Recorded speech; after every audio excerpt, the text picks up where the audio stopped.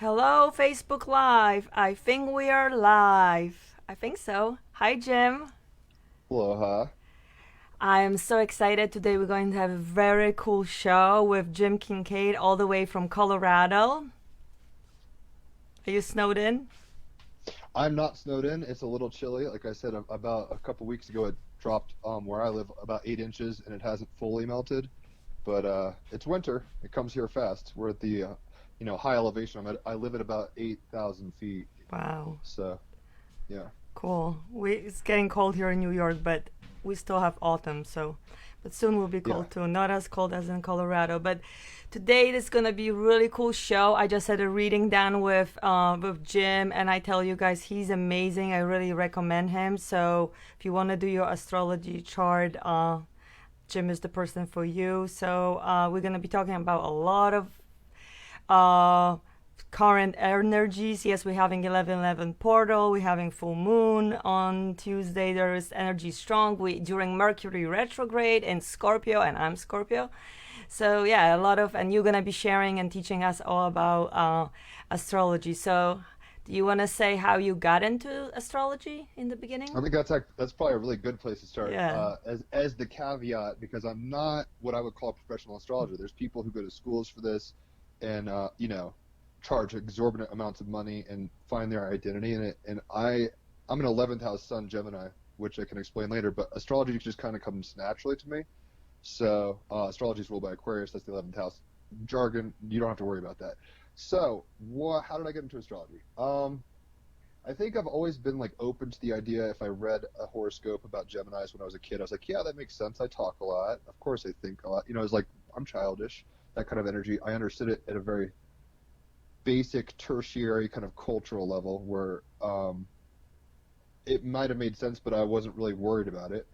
And then probably around, well, it was a confluence of a lot of things. I started using psychedelics pretty regularly in about 2012. It was around 2012. I had gone through a huge breakup, and all of a sudden, I think a large part of it had to do with my filters being kind of reset and recalibrated using, like, basically eating LSD once a week for 2 months. Um, I started seeing people's astrological, like, characteristics in their body. There's something called Adam Kadmon, which is this kind of concept of the human body is the zodiac embodied, basically. So I started seeing little things like if somebody was a Capricorn or Capricorn rising, I was noticing their forehead a little more. Or if somebody was a Cancer, I was noticing the belly, or a Taurus, like their clavicle, and that like it would be a woman wearing, V cuts and necklaces and weird stuff. So I started kind of tuning into the physical nature of it, but I didn't have any explanatory power necessarily behind it. I didn't know why or what was going on. So some of the astrologers I was turning on to at that time, who have made a big impact on my interpretive lens, Kaipacha Lesher, he's part of evolutionary astrology, kind of new paradigm astrology stuff. Uh, so Kaipacha, the Leo King, he has much more of a southern SoCal kind of Hollywood. He's like a Sea-Doo racer, so it's got this kind of like bro energy more. Very cool guy. And the Peace Dealer, a friend of mine actually I'm going to talk to tomorrow, I think, on Facebook Live. His name is Mike. But I just started turning on to certain astrologers, and basically I could intuit. I knew that they were correct, but I had no clue what the hell they were talking about, systematically speaking. Like the whole system made no sense. And even now, I would say I'm not aware of the intricacies of the mechanics of astrology. But I can intuit it to the degree that, as you have experienced, it works. So that is, it's been a couple of years. I hadn't even started reading charts until about a year ago. Maybe this spring, when I was in Ecuador for 3 months, I started kind of hitting up people on my Facebook friends list and like, hey, if you want a reading, let me know. Just write a review, kind of thing. And whoever would hit me back up, I would give a chart reading to, and pretty much only I mean, I only have good reviews, so clearly something's working. But I don't know if that answers your question as succinctly as you'd like. Basically, I kind of just, through psychedelics and through the zeitgeist, we're in a post 2012 kind of situation. I started very much quickly turning on to astrology as a lens to perceive reality with, basically. I can't hear you. What? Oh, I couldn't hear you for a second, but now I hear you. Oh, I got quiet. I stopped talking. Oh, okay, so I don't know. So yeah, that's that's what I was looking for. But like when you were a child, when you always like interested in like I don't know spiritual stuff. I when I think of astrology, I will think of like spiritual stuff. So were Hmm. you interested or just Oh, happened for kind of? sure. I mean, it's a flavor of spirituality. So I'm a Mhm. double Gemini. I'm a Sun and Moon Mhm. Gemini. Sun in the 11th house, Moon in the 10th house, and basically I've always taken seriously like when I go to church. When I was a kid, my parents would take me to church. I would listen to the sermons. I would pay attention. I think a lot of this stuff is very interesting intellectually, so I would kind of absorb systems and try to pay attention and make sense of the world, which can be problematic because there's so many different types of ontological perspectives that it can be very cognitively dissonant at times to have, okay, a Buddhist perspective, a Christian perspective, Hindus, like all these kind of perspectives. Specifically with astrology, it was more of a curiosity. I mean, I've always been kind of like an Indiana Jones kid, and I've always looked at reality as a story. So if one is going to look around and try to dig archaeological kind of stuff up essentially.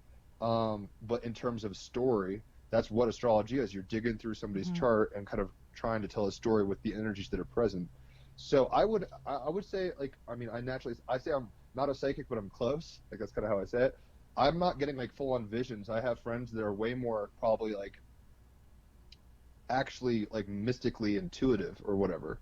I think I'm just very, very intelligent and I'm observant and I know, and I do have a pretty strong intuition, like a very strong intuition. So between those kinds of forces, I can kind of see what's going on, and then I take it and I explain it from my perspective through my cultural gridding, and like I said, it seems to have worked thus far. But I'm not gonna be able to go into details about like the history of the houses or certain kind of academic aspects of astrology to the degree that an astrologer would feel comfortable with it. Like most professional astrologers would definitely call me an amateur astrologer. I am an amateur, but at some level, I've been gifted with a pretty sharp mind and a very curious spirit, and that's really all you need for anything to succeed, I think. Yeah, I mean, what you told me about what my chart said about me, it's very accurate. Yeah, I hope. So, I mean, I mean, I I'm not. was like, oh Yeah, my God. I'm like, yeah. and we just got introduced by Isabella. Like, you didn't know me. Like, you didn't know anything about me. So, like, I didn't know. So it was just like crazy. I'm like, oh my God. Like, Well, that's what, in a weird way, I try to enable people to realize. I think there's giftedness. So I yeah, think some you're people are very more gifted gifted. Yeah, in at that. astrology than not. But anybody can do this. If you Hmm. know how to read a road map, you know how to get from point A to point B. Some people might understand the quickest routes, and some people, might understand where traffic patterns are and be better drivers or something like that. But I think anybody can kind of learn the basic tools of astrology and then get a grid of reference. Um, Maybe I'm being naive. Maybe I'm much more of a student of it than I realized. But all in all, it's very it seems very obvious to me. I mean, it's like talking about like mythology or something. It's like if we start talking about Greek mythology, those archetypes and how they play out are beautiful little stories, and it seems like that would make sense and be very apparent. Whereas some people might not understand mythology and stuff, so they maybe not. I'm kind of rambling, but the point is, yeah, it seems astrology came to me. I didn't come to it. It Hmm. wasn't like one day I was like, I want to do that. It's just been this kind of a slow kind of progression of like, well, this seems cool. I'll look into it more. A couple months pass. It's like, no, this is definitely accurate. I'm going to keep paying attention to these people. And if you pay attention, if you're in school and you're listening to the lecture, like I'd never had to take notes in school, right? I never had to study really. I just listen and I pay attention, and it's like I kind of get it.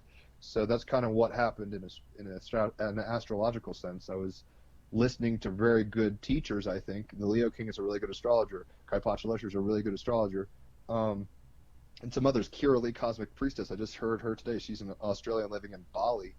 She's really, really good on the feminine understanding. She's a Scorpio too. She's getting the whole mystic kind of we're in the zeitgeist, birthing the new aeon energy really well. So these are people I would check out on YouTube and Facebook.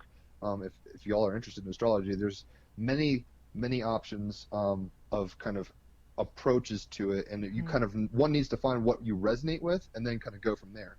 Because if you're inspired and you're interested, it's kind of like I mean, I'm a musician, but in high school there were kids learning flute or piano or something because their parents were telling them.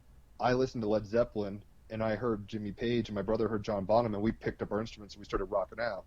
Like, so we were inspired kind of by a different way. Same thing with astrology. You can kind of come at it like academically, and I think a lot of people are like, this is a system of mysticism. I should approach this. I need to do this. And it's like, you can learn the piano because mommy says so. You can learn chopsticks. You might even become a concert pianist.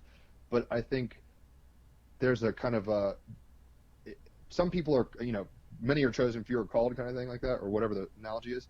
I think in some weird way, astrology, because I'm an 11th house sun, which is an Aquarius flavor of Gemini, Aquarius rules astrology. It's just naturally going to come to me. I'm going to see this as a very obvious system. Awesome. And yeah, I think it's like with me and cooking, same thing.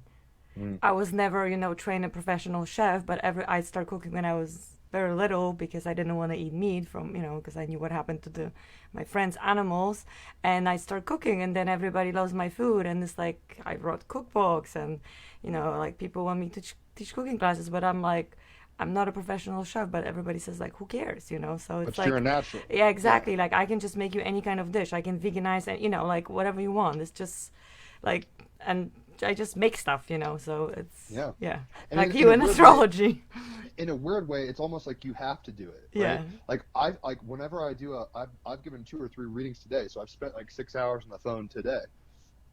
Before I'll listen, at the end of each one, I can feel that I'm helping them see reality a little differently. I can feel that they're kind of understanding their own personage and dynamics of reality for their life story a little more, which makes me feel good because it enables them to thrive in their own story.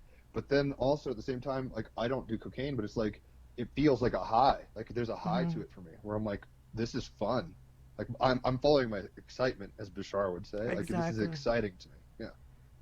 And you're inspiring others, so yeah, it's great. Yeah, and you're also an amazing storyteller, and Jim is a great musician too. So you're very, very talented.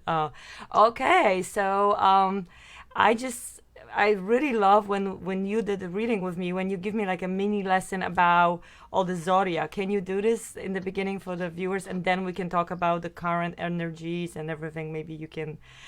First of all, before we say so, even before we even start, so astrology really is math, right? It's like all these constellations. There's a lot of little things going on. Yeah. Okay, so even it's ironic to me. I'm like, it's zodiacal. So if you're a mathematical person.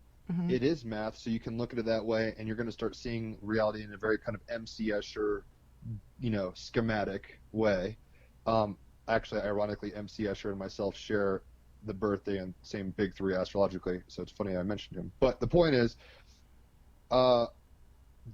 it's one pool of idea. Like, this is astrology, and I think there's many kind of like angles of approach to it. So if somebody's very pragmatic and mathematical, there's a flavor of reality and kind of interpretation for that where that's going to satiate them. And then I'm more of a storyteller, and I prefer stories and archetypes, characters, and like energetics like that. So I'm coming at it from more of a like a Jungian lens almost, where I'm trying to understand archetypes and polarity through story. And it happens to, I'm amazed because like I said, I haven't been professionally trained. I'm every day more and more amazed how succinct the system works, how these stories can tell themselves over and over again. It's magical to me. So, you want me to kind of break down what the zodiac is? Mm-hmm. All right. So. Well, also, did you share this on your page? My computer isn't necessarily working. Okay, so they can watch it really later. I could try right now. While it's up. Is this on Olenko's Kitchen or your personal page? I mean, it's on Olenko's Kitchen, but then probably it's on my page too. All right. So, let me look really quick. Okay. Because I know like people maybe they have questions, but so I really also like when we were doing my chart and you said that every sign, it's like there is not good or bad sign. All of them have like good and bad qualities, and if you can also touch a little bit about that when you're going to be saying, because I really like that. Okay, cool. I see it on this. I don't see any comments. I'm hitting share, all that jazz. Cool. So yeah, I mean, it's tricky. I was raised in a very hardcore Christian, Judeo-Christian home, so it's very hard for me to pull back and even be very postmodern and objective with there is no good and bad. Ironically, astrology's helped me see that as real. It takes all sides of the circle to make this hub. I mean, it does. So we need Aries energy. We need that kind of energy sometimes, as much as we need a Libra, which is the polar opposite. We need self-oriented action people, and we need relational people who are balanced and maybe not as aggressive. So, I mean, that's a very basic way to put it, but it's all of these are, the whole zodiac to me is like multiple levels of polarity. Mm-hmm. And then they're kind of going at different angles in different ways. So it's almost kaleidoscopic. It's not just like polarized and they fit like that. There's many levels of polarization that go intermeshingly like that. Here, let me share this. All right. So you want me to just start ripping on the zodiac? Yeah, just go for it. I'm ready for your lesson again. All right. And I have done this before. What I told you, I've been using those kind of models, and I'm probably comfortable doing that. But at the same time, I like stretching the stories out a little too. There was a way I had said this before that was a lot of fun, but it's going to take me a second to think about it. I'm probably going to do that actually because it's going to be more difficult, but a little more entertaining. So, all right. So what we have with the zodiac, what I've always said is kind of this. I look at it as, well, I mean, two kind of presuppositions I start off with are that we're eternal beings experiencing a physical reality. Like, this is a simulation of experience, if you want to put it that way. And whatever you are ultimately is kind of like the sun. And whatever you are in this reality is kind of like the sun coming through a stained glass window. So we're getting all the coloration of your genetics and your culture, where you find yourself in time, like history. Like, all these things do color who you are. But at the end of the day, you're something independent of that. Like, you're an eternal being. So I want to kind of say that at first. And then also, because I haven't done a history of astrology to the degree that is probably succinct, very good homework in the sense I don't know why houses are the way they are. I couldn't tell you the history of astrology. I'm always fascinated that it works the way it does. So it's very much like kind of, I'm not an engineer and I'm not a mechanic. I put my keys in the car, I turn that shit, and it goes. I'm not necessarily wondering or aware of all the dynamics of what combustion engines are and the history they're in. So it's similar with astrology. So if anybody out there is a real astrologer who's like, I mean, I'm a real astrologer, but anybody's like a professional astrologer, take what I'm saying from an amateur's perspective. And then if anybody isn't into astrology, this is going to be fun, hopefully. So what we have is a wheel of 12 signs. And I typically try to break this down into schools. And I look at it as basically the story of the zodiac is a story of archetypal individuation. And what we have is in the first, so it's 3 schools. The first school is 4 signs. It's always going to go fire, earth, air, water. That's a school. Fire, earth, air, water, school. There's 3 schools. And between all of these signs, they're always flipping between polarity, basically. Masculine, feminine, masculine, feminine. And there's another element which I could talk about, the modalities, cardinal and fixed immutable, but I don't want to get so jargony that people are just like spinning out. Like, we don't need to get too detailed. So we'll probably not mention too much about that, though it matters. So what happens is the self has to start somewhere. We're part of the unified field, or however you want to put this, and we're one with source, and at some point we differentiate, we become a spark, we become an individual, right? And we have this experience, an embodied experience. This is a process of how that is. So the first school is a self becoming a self.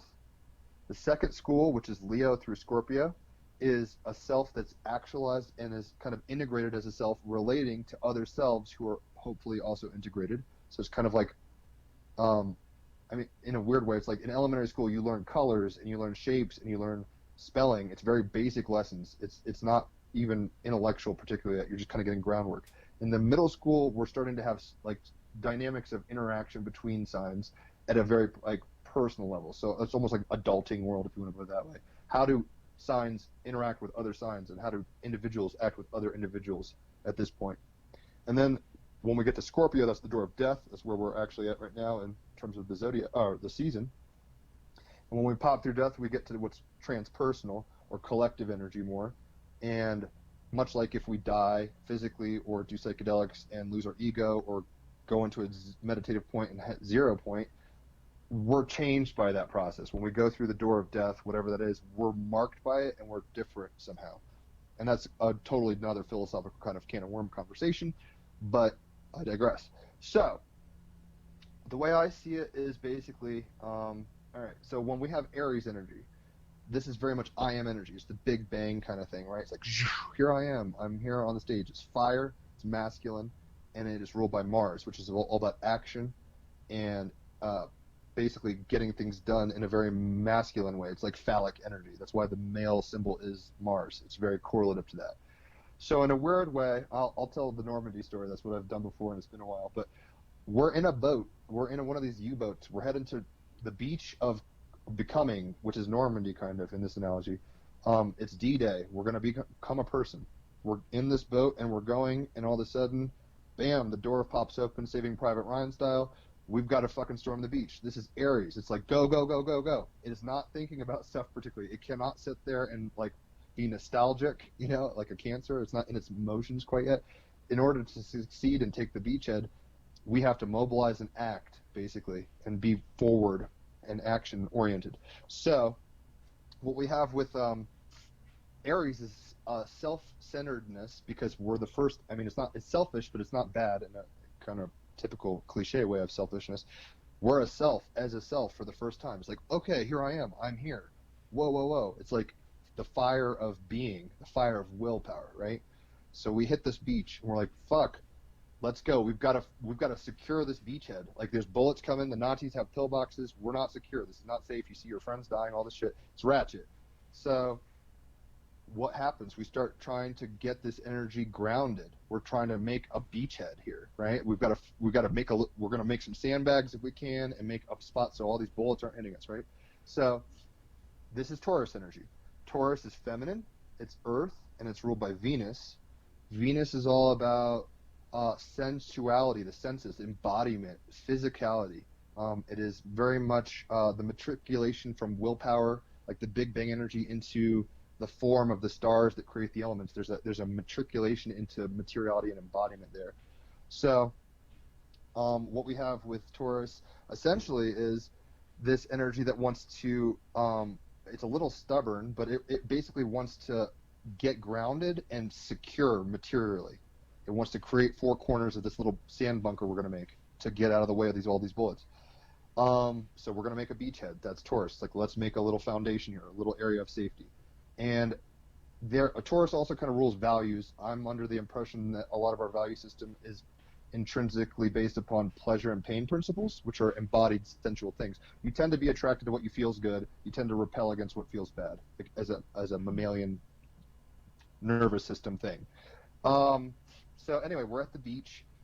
And then Taurus is like, guys, come over here. I think I found a safe spot. There's some rocks. There's some bushes. They can't quite see us. Let's start building this little fort, like a beachhead.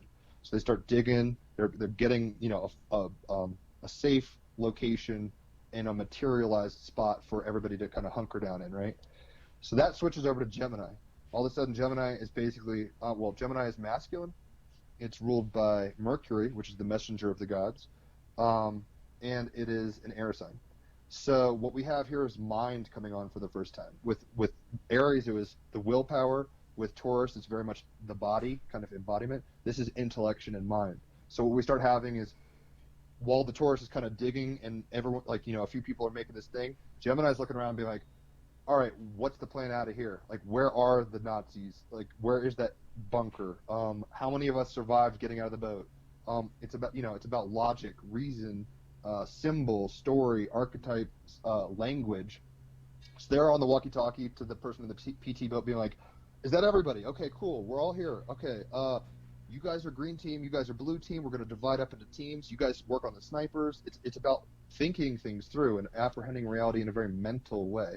So you might get basically Gemini being like, all right, we have a game plan. We're going to break up into groups here, and we've got to go storm that bunker, guys. Like, that's the only way we're going to get out of this shit. Like, that's just how it is. Sorry, guys. It's bad news. It's like news, Mercury, information. Bad news. We got to go storm that bunker. We can't sit still.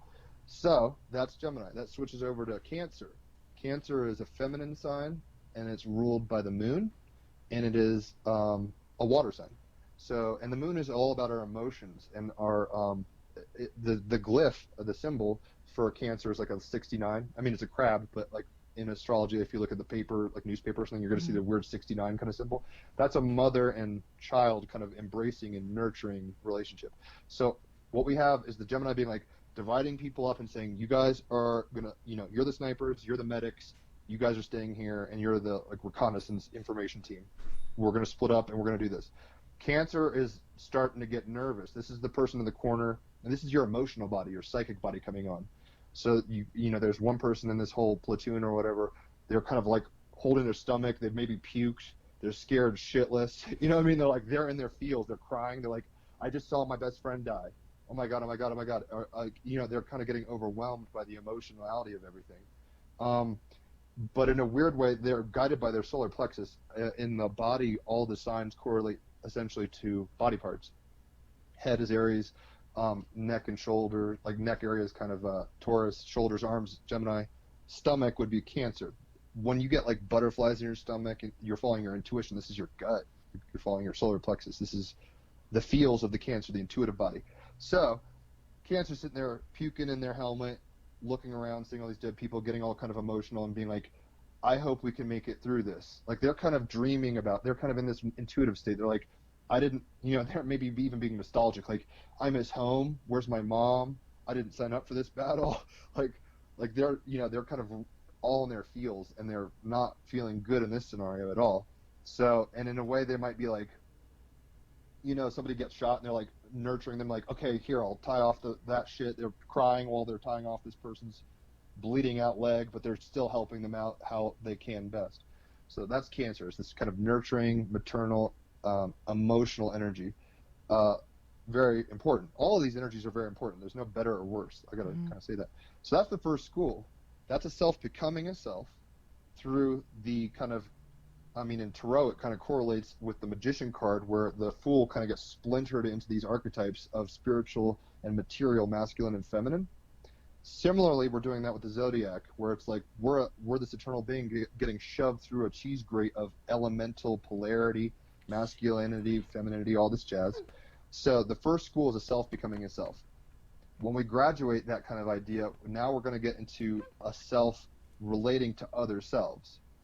So we're at Leo now. So Leo is a fire sign, the second fire sign. It is masculine and it's ruled by the sun. And in our solar system, the sun is about vitality and life. It's pretty much, I mean, unless there's some life on the bottom of the seafloor that's getting methane for life, basically most things live off of the sun and work through systems that, you know, deal with solar energy as life. So Leo is about the heart. It's the fourth, you know, the fourth chakra, the heart chakra. It's about the inner child. It's a passionate leader type, basically. I mean, in this scenario, here we go. So the Leo kind of stands up. He's like, fuck yeah, guys. All right. Is everybody ready? Like, it's kind of this inspiring kind of, you know, hero type, right? So it's like, look, we've done a good job. I'd say 2/3 of us made it out of that boat alive. Pat yourself on the back for that much. He's kind of trying to get morale going again, get the heart going again, you know, passion. And because he could tell that the situation's ratchet and he's losing morale, he's losing people, he's like, all right, we got to focus on an objective together. So the Leo is going to be like, all right, guys, we're going now. We're going to storm this beach or, you know, this bunker or whatever, these Nazis in the pillbox. We're going to have to do this. Follow me. Like, I'm leading the charge. Let's go for this shit. Lock and load, you know, and it's kind of this moment where everyone's like, all right, let's do this. Like, we're going to do this. So Leo has this energy of authority. I can think of like Han Solo. I've mentioned this before, where it's like the shadow of this, ironically, would be something to the effect of in A New Hope, where Luke Skywalker's shooting down all these planes. He gets one. He's like, I got one. And Han Solo's like, don't get cocky, kid. That's kind of a shadow of Leo. They want the attention. They want the spotlight, and rightfully so to a degree, because they're a self that knows it's a self. It wants to be the show, and it thinks it deserves attention, and it basically does. It's just a matter of doing it properly and well. So with Leo, we have this confidence and this authority and this leadership and this passion and zeal from the heart to basically, you know, like this, I mean, Thor or, you know, any of these heroes, Achilles, like these are heroes of these stories. So in this story, the hero rises up and he's like, all right, guys, my time has come. Follow me. We're going to Valhalla. Let's do this shit, you know, gets them all jacked up and jazzed. So what happens after that is Virgo. With Virgo, we have a feminine earth sign ruled by Mercury. So this is basically the person, you know, everyone's starting to file out, like most everyone. There's a few people who are going to stay in this bunker as a reconnaissance team, and maybe there's some wounded that are being helped. But basically, so maybe this is like the person, the medic, and they're like stitching up some people. They're like, whoa, everybody, before you guys go out of this like our safety zone, make sure your safety's off, make sure you got bullets, make sure you got water, make sure You know where you're going, who's in your team. Virgo's all about grounding mercurial energy. So it is very much about crossing T's, dotting I's, and making sure the plan is in order. It's a secretarial kind of energy, very much service oriented, right? So it's trying to make sure, for the sake of everybody, that everybody's fucking helmets on, they've got their guns, you're not going out there naked. We don't want to lose more people, guys. It's like that energy. So when everyone's kind of filing out of this safe zone, you know, they're giving them a cartridge and being like, lock and load, God be with you, or, you know, whatever. They're trying to support them and make sure they're supportive physically in a grounded way. So that's Virgo. And like very practical kind of energy, very much like Mother Teresa or something like that, where it's like this is altruism, an outward energy of service, right? So we switched to Libra, and Libra, we got this whole, well, I guess I should say this. This is where I'm in my story, but I'm like, I got to tell you the details too. Whoops. So Libra is a masculine air sign ruled by Venus. Venus is basically about beauty, charm in this sense. It's very social. Air signs are intellectual. This is kind of, Libras are the scales, so it's about balancing and like understanding parts and relationships of parts. So it's like, is this balanced? Is this equal? Is this good? So what we have now in our little story is they're basically the diplomat. So what we have, maybe everybody's running towards this pillbox, and like as a group, all like 12 people, whatever, the whole zodiac, right? We're all running up there, and Libra's like trying to encourage everyone. He's like, guys, we can do this. I know, you know, like encouraging them vocally. It's like being helpful and diplomatic and friendly in that sense. It's like, guys, we signed up for this. This is our destiny. You know, like trying to inspire people a little. Maybe not. It sounds a little more zealous than the Libra might be normally, but in this situation, they would try to have everybody on the same page and working towards the same energy equally and in together in unison, in harmony. Let's just say this Libra sees a wounded German soldier on the ground, and they pick him up and they're like, we're taking this guy with us. None of us know German. We have to, you know, it's like this weird kind of social, like, diplomacy. We're like, this is our hostage now. We're taking this guy with us. This guy is going to know how to speak to anybody we come across. Maybe we can use them. I don't know. Like, they're kind of using their heads and being wily, but they're trying to be social about it. So they grab this German. Now we're 13 deep with a German in this pack or whatever, and we're running towards this pillbox. Then we get to Scorpio. Scorpio, which is where we are now energetically. Me. Scorpio, yeah, and you're a Scorpio. Scorpio is this very intense psychological. Well, let me start here. Scorpio is water. It's feminine, and it's ruled by Pluto. Pluto's about death and change at a metamorphic level, like phoenix rising from the ashes. Caterpillar dies, butterfly level kind of like mutations or change. And it's also about like power and boundaries somewhat. So it's like big business deals and like, you know, boundaries and control, these kinds of elements. So this whole group is running up, and all of a sudden everyone looks over to their side, and there's this one, you know, well, let's say, okay, the whole group's running up, and all of a sudden they get surrounded by like 3 German dudes, and they're like, oh my God, it's over, we're fucked. Like, oh my God. The Libra's poking the German guy saying, tell them we're not bad, you know, like trying to diplomatically deal with the situation or whatever. It's not working. They're probably shouting in German, these are the enemies, kill them, or whatever is happening. All of a sudden, like kind of like Predator in the movie Predator, it's like these guys start getting picked off randomly, and everyone's like, what the fuck? There's this one lone wolf, the Scorpio, they're the sniper or whatever. They're hiding in the shadows, and they've been like following the posse along the rock line or whatever, you know, on a separate solo journey. And they're the ones who are like have blood on their face and like the ears of their enemy. Scorpio's all about taboos and death and magic with a K and the occult. So it's this really gritty kind of like watery psychological power, right? And everyone in the group's like amazed because before their eyes their enemies are falling, and they're like, what the fuck? And the Scorpio kind of comes out with like a bayonet covered in blood and is like, I was willing to do the dirty work. Let's get the fuck out of here. You know, they're willing to do the really extreme kind of stuff. Scorpio's very intense energy. It's probably the more of the intense signs. So, but they're very important. I mean, in a weird way, like the blood and all this, you know, like the teeth and ears of your enemy's necklace is like psychological terrorization, you know, terrorizing the enemy. So they're kind of thinking in that terms. They're a little more sadistic in that sense too. So when we go from let's just say now they've cleared out the area. They're like, holy shit, how do we get through this? I don't know, but we're here. Wow. So that's the first school, and basically, or in the second school, that's Leo through Scorpio, and now we're going to hit the door of death. That's kind of why I brought up death and Scorpio killing a bunch of people. Once you go through that door, you're changed. You like the game is changed. If you're sitting around like and you see all these dead bodies, like it starts fucking with your head in a different kind of way, right? So now we're at Sagittarius. This is the highest level of fire. It's masculine. It's ruled by Jupiter. Jupiter is about expansion, more, like kind of excessive energy. It's very much like Bacchus. It's like let's drink and drink and drink, or it's very much like Dumbledore from Harry Potter, where it's like plus 50 points for Gryffindor. I love Harry Potter. I want him to win. It's like it's very helpful, positive, benevolent energy. It's a benevolent planet. Anyway, so Sagittarius is this philosopher. They're worried about truth. They're worried about travel in a way too. This is ninth house energy. So what we have in this analogy would be everyone's looking around and kind of like really kind of sick to their stomach. There's a bunch of dead people. They barely just got out of this ambush. Everyone's kind of freaking out. Sagittarius is going to be like, guys, we have to win this war. You guys know about Hitler. Like, they're going to appeal to bigger truths, basically. Like, if we don't get up there, the Nazis win. If the Nazis win, the world goes to hell, right? Or whatever. So it's going to be this kind of inspiring truth that, like, gets people, like, galvanized, and they'll see the light at the end of the tunnel, that kind of energy.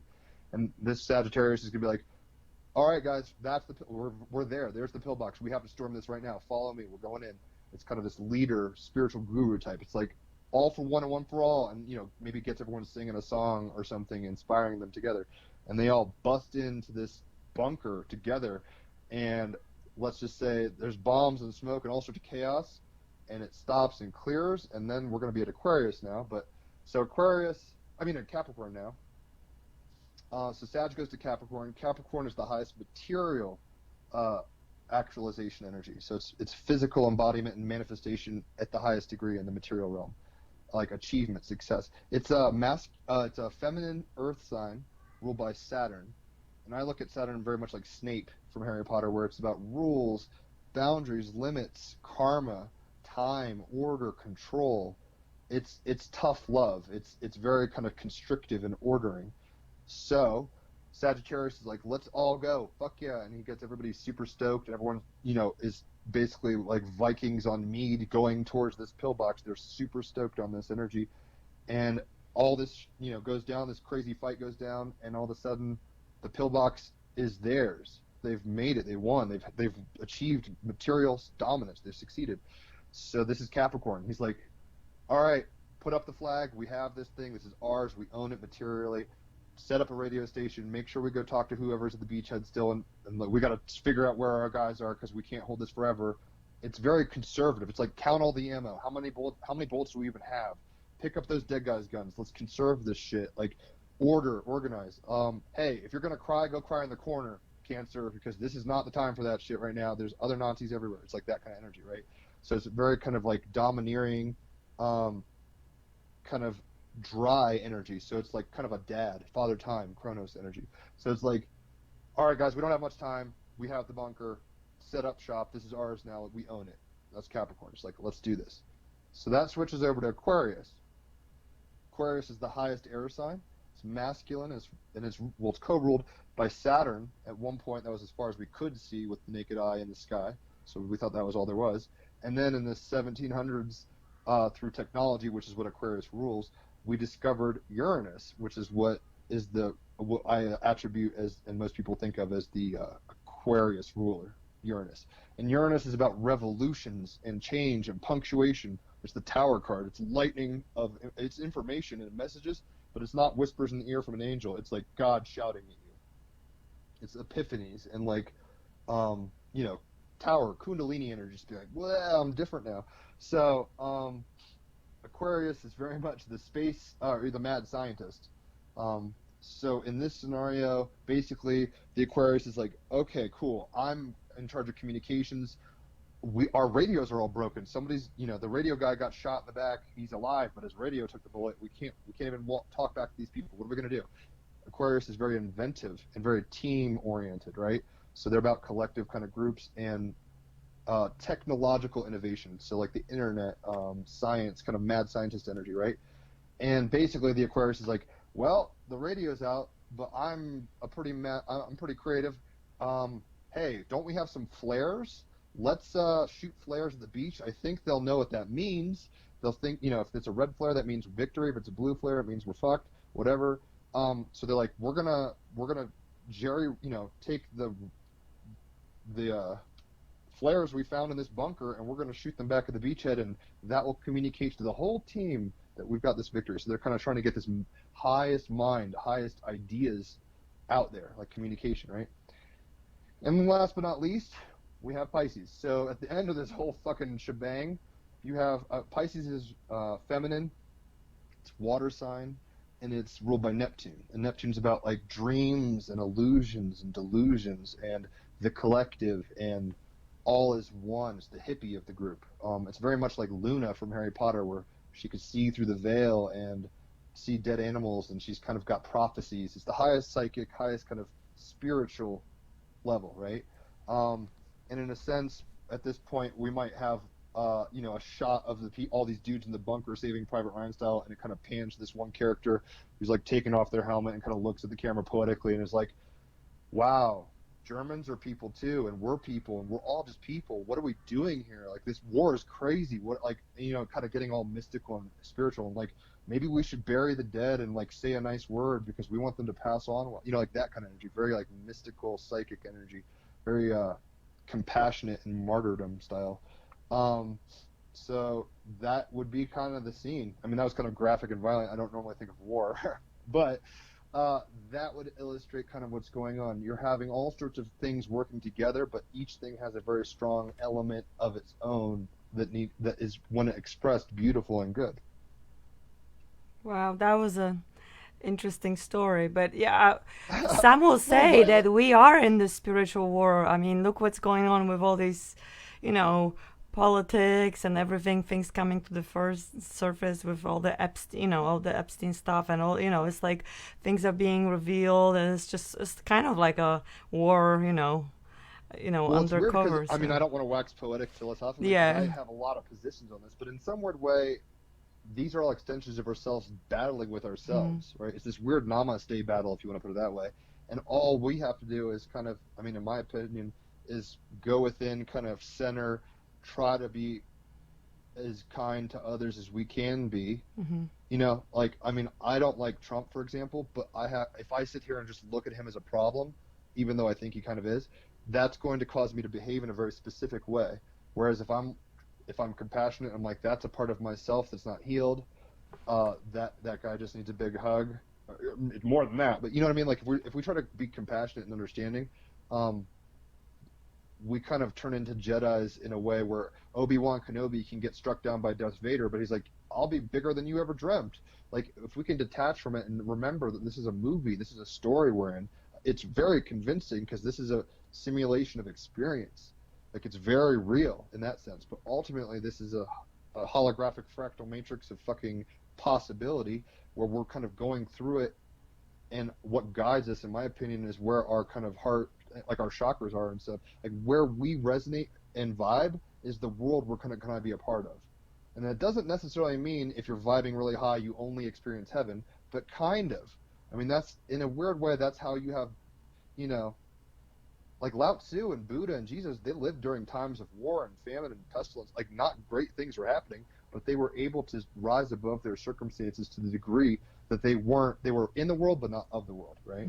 So, in a weird way, like, this is just a beautiful passion play of experience. That's what reality is. And we have the privilege and honor, in a weird way, of embarking through it, and everybody's lessons are going to be different. Some people are going to screw up. That's okay. That's what their karma is. That's their free will choices. But we're all walking each other home, like Ram Dass would say. So it's just this crazy movie set, and we've all forgotten that we're the script writers in a weird way. So we're just like, what's going on? It's like, we're in control way more than you think, personally. So all that being said, I didn't really want to necessarily use very violent war imagery. It doesn't surprise me I did, because I guess the sun is in Scorpio right now, so it's going to be kind of more intense and, blood and guts. But It is what it is. I figured that would be a little more entertaining of a way to explain it than just kind of doing what I do normally in charts. Yeah, and Saving Private Ryan is a great movie. I mean, very, Oh very yeah. violent, but yeah, it's one of my husband love the But so I have a question. You think as a humanity, like like general, are we is still in 3D, 4D, 5D? Are Mm. we, some people saying like the new earth we splitting and we have a choice? Like, are we choosing the complaining? Like, are we getting angry with all the political stuff and everything, the pollution, all the GMOs and everything? Or is our choice and we can choose to be happy to create new reality because it is a holographic universe? We can jump to different timelines. Are we like the creator? So what's your perspective on that with the astrology point of view? Well, okay, so I should say I'm a student of life, and I know there's a lot of perspectives. Hmm. Some people that we both know, like Isabella, Alexander, Ryan, they're going to be speaking from a personal authority that Hmm. I'm not experiencing the same way in that sense. So I think No, I'm they have asking you. right. I'm just kind of giving you context, right? So my point is, I don't know. Hmm. Some days I wake up and I'm like, oh my God, what is happening? I mean, I'm still processing. The show for interviews I do, I call it Grog AF, Grog as fuck, because I'm not asleep and I'm not fully awake. I'm somewhere in the middle. So my impression of things right now is that we're in the apocalypse. The apocalypse means the unveiling in Greek, and what we're starting to see is the multiple levels of reality, all the systems that have been controlling, all the weirdness. We're starting to see that, and we're able to kind of turn on to it. It's a little overwhelming when the system, like if a computer, like a Sim City, starts waking up to the fact that it's a Sim City game.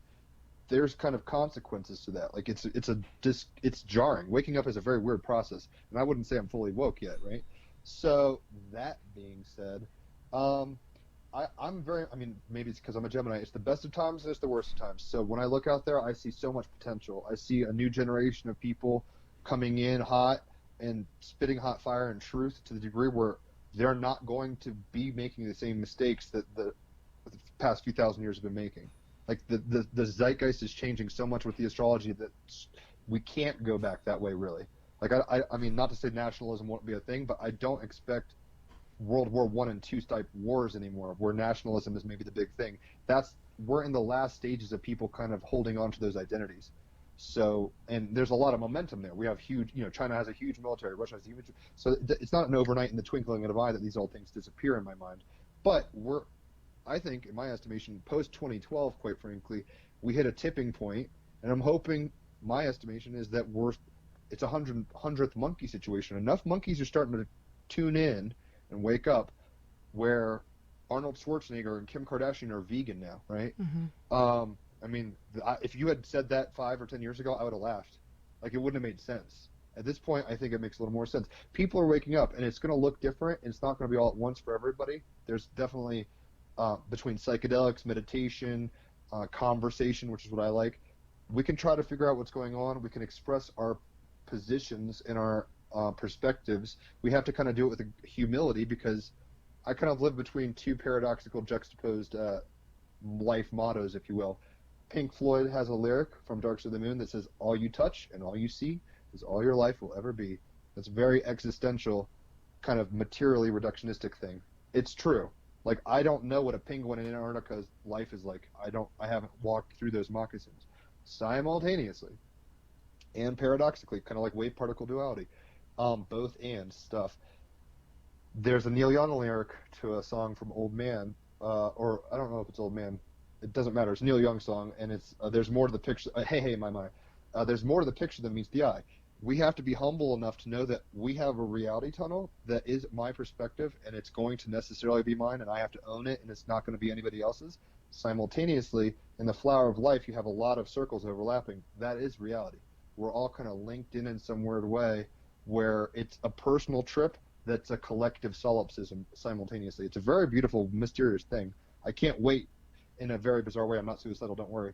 But I cannot wait until post-death in some weird way where I think some level, and maybe before death, hopefully, some level of gnosis and understanding of how all this played out would become more apparent to me. But in a long-winded answer and to get around, I don't know. My hope is that my thinking is that 5D is coming in. I mean, I'm coming more from a Christian perspective. The kingdom of God comes here. I think we're the living stones that build this kingdom, and we create this new world, this new utopia of heaven on earth. But that is a process, and it's an individual and collective process that we're all kind of undulating forward together. When people try to prophesy like a date or something, I think that's kind of silly, because there's a lot of people programming this machine at once. Like, it's a collective dream in a way. Um, so, but as far as astrology is concerned, there's a lot to indicate that we're entering a time not of total potentially collapse. I hope not, but America's kind of in judgment right now, you could say, in a weird way. What we're kind of entering in, I don't want to get too technical, but Saturn, which is about rules and karma and institutions and basically rules, is in Capricorn. That's what the institutions are. So it's about like government, religion, like the Catholic Church, like the biggest levels of these things. Hollywood, right? Washington D.C., like these massive kind of gestalts of power, if you want to put it that way. It has Saturn in there, and Pluto, which is death and transformation. That's going to be conjunct. Saturn and Pluto are going to be conjunct in Capricorn in 2020 in December. So we're building towards this energy. I mean, maybe I can pull back and give you kind of examples as to why astrology seems legit, and then like moments of the flashes of the pan. So when the Me Too movement happened in 2017, when that started happening, Jupiter was in Scorpio. Jupiter's about expansion, right?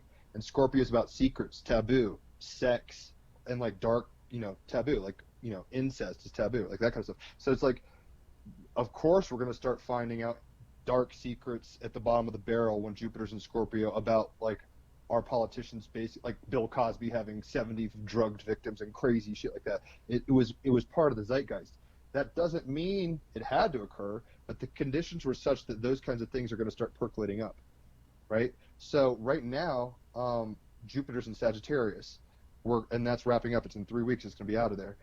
It's been in there for 18 months. That's how long Jupiter cycles are. So in a weird way, we're pushing, and it's been in retrograde. It's been a very weird year. I mean, everybody kind of feels that.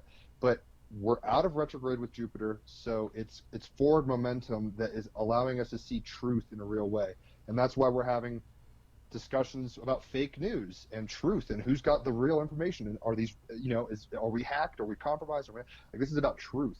And because of this conjunction in Saturn and with Saturn and Capricorn, Saturn and Pluto in Capricorn, it's a judgment in a sense and a death of things that don't serve systematically, right? So it's like we're going to start finding.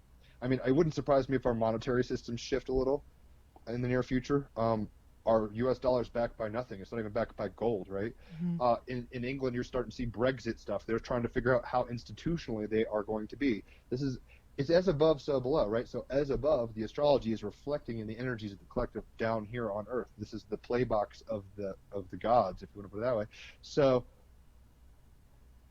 it's the best of times and worst of times. I think 5D's coming in hot. I think there's a lot of people probably on that wave. I mean, we're friends with a lot of people who live in a state that is probably way less affected by the world than not, right? So in a weird way, like the story of Jesus and Peter walking on the water comes to mind. If we're looking around at all the distractions and saying, oh my God, GMOs, oh my God, 5G, oh my God, Putin, oh my God, Trump, if all I'm doing is looking at the water, I'm going to sink. I've got to look forward at an object, hope, and it doesn't matter. I'm not going to say be a Christian. I'm somewhat of a Christian, so I look towards love, if you want to put it that way, and hope. I look towards reconciliation and hope, like heaven, but not in an abstract, guitar cupids and shit like that. It's going to be this kind of embodiment and a knowing of our God self and how we're all God, creator, imaging bearers, and co-creators, and we'll kind of wake up to it. Maybe we'll stop playing these stupid, immature games, because if we look around, most of the people, for better or worse, we've disempowered ourselves over many generations, right? So whether it's externalizing power to governments, or externalizing power to the internet, or externalizing power. I mean, I love the internet. Government's a good thing, but we've done so much externalizing of power that we as a species, I think most people are scared right now and feel very powerless, and we feel the birth pangs of the apocalypse, essentially. We feel these systems kind of buckling under the weight of their karma.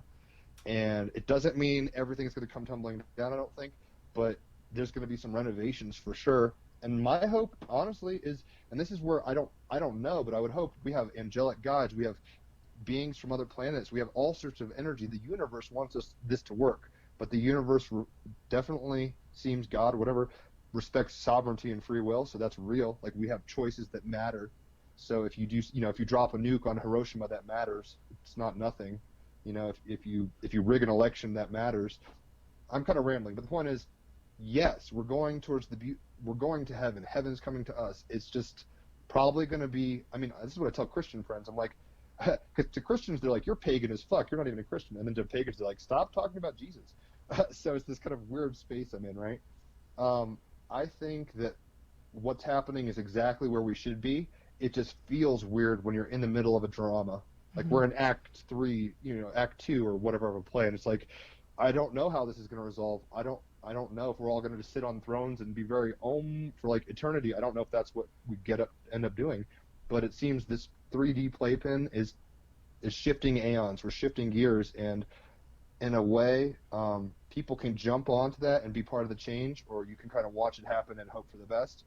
I mean, it's kind of one's choice, but I'm much more inspired to try to empower people through chart readings so they know what they're about, empower people through music. I'm an ENFP in Myers-Briggs, the Inspirer, so I'm here to like just remind people that there's beauty and joy and hope. Like, it is here, but there's also sadness and grief and death, and let's talk it out, let's figure it out. So that was a very long-winded answer of I'm not sure.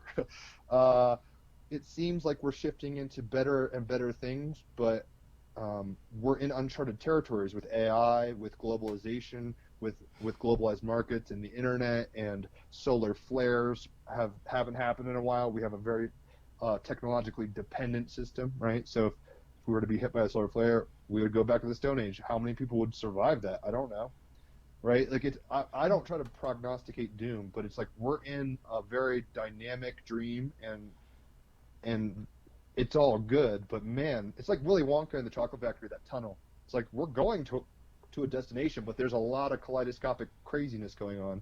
So if you pay attention to the craziness, you might get disoriented and sad and scared. Try to remember we're in the boat. We're moving towards Wonka's chocolate factory still. We just have to get through the tunnel. Yeah. Awesome. Oh yeah, I agree what you're saying. Have you seen there is this new show, I think it's on Amazon Prime, it's called Good Omens? No, but I think I've seen the preview for it. It's really cool. I think you like it because about the angel and the demon, and they became best friends for like the whole eternity, and then like there is the doomsday, and I'll check it out for you. yeah, but the animations are really cool, but it's kind of like yeah, I think you may like it. But my next question, so with astrology, and you do tarot too, so is there oh, that's your computer. Sorry, I'm like, computer. did I Yeah, press yeah. something? Nah, So you're is there straight. like a destiny? Do we have a destiny? Is there a free will? Or it's like maybe you can show us like some kind of on the computer, like the It's chart, restarting. something. But like, is there, like, can we change our future, or are we born and we have this destiny? That's number one. And then I have another question.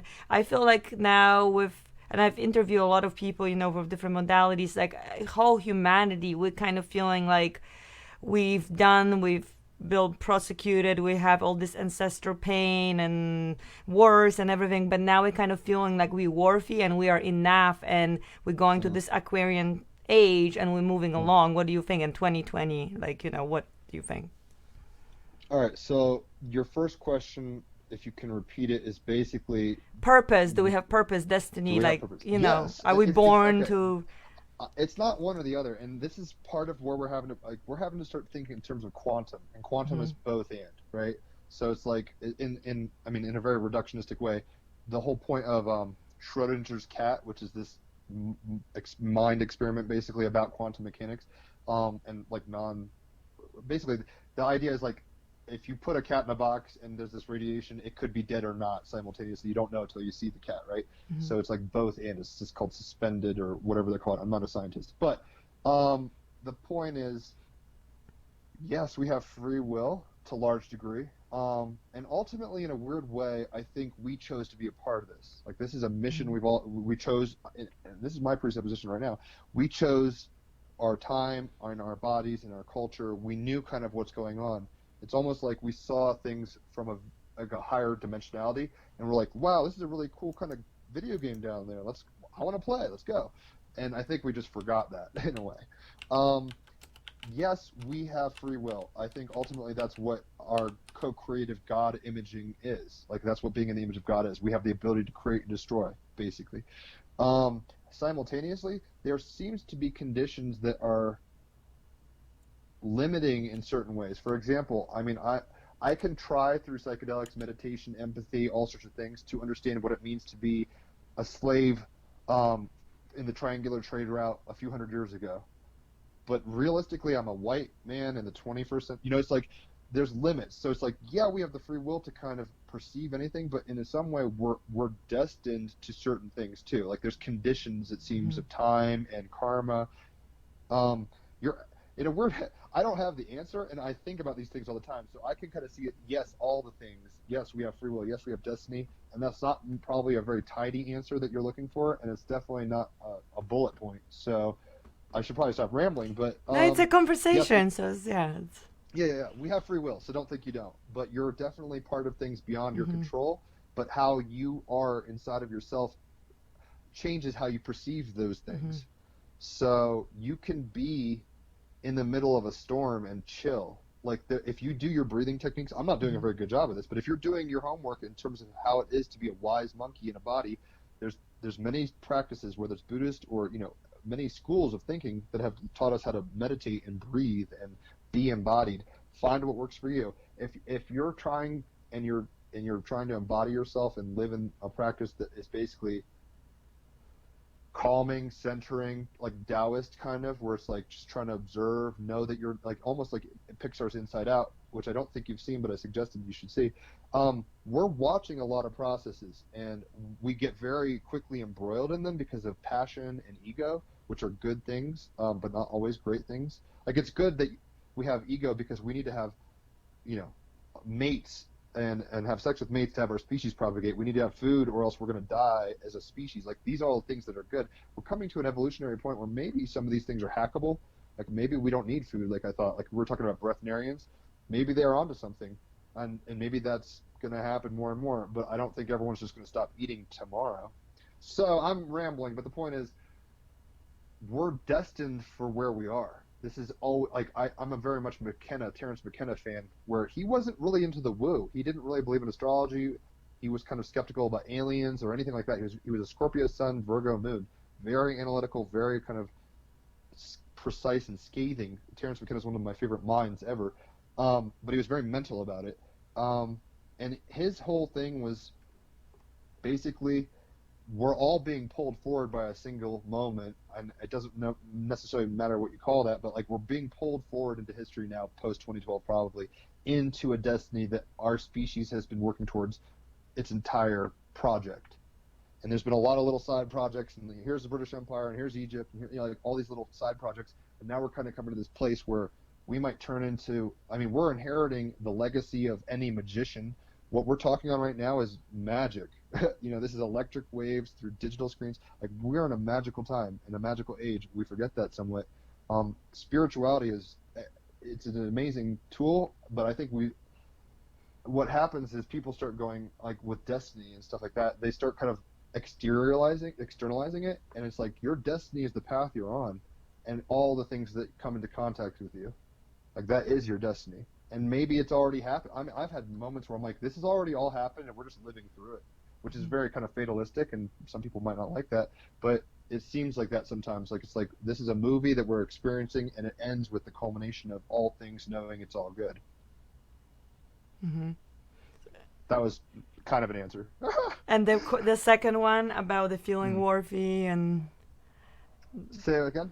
that I ask you, do you feel like we as a humanity are at this point that we finally starting feeling like we are enough, that we deserve, Yeah. that, you know, that there is plenty for all, like there are ego, and hopefully as a humanity we will understand that, you know, there will be enough for everybody if we share, right? and be kind and Right. compassionate. So this is where it's funny. I think we're meta programming machines. Like we're machines that like program ourselves. And we do that through stories, right? Hmm. Everything is a story. We're stories telling stories. If you want to look at that, it's all just little stories.